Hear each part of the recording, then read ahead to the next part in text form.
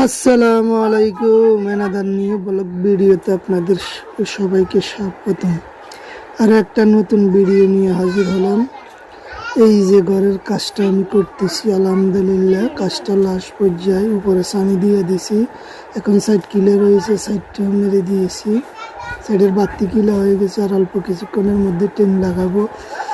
যাক, কাজটা কিরকম হয়েছে আশা করি কমেন্টে জানাবেন।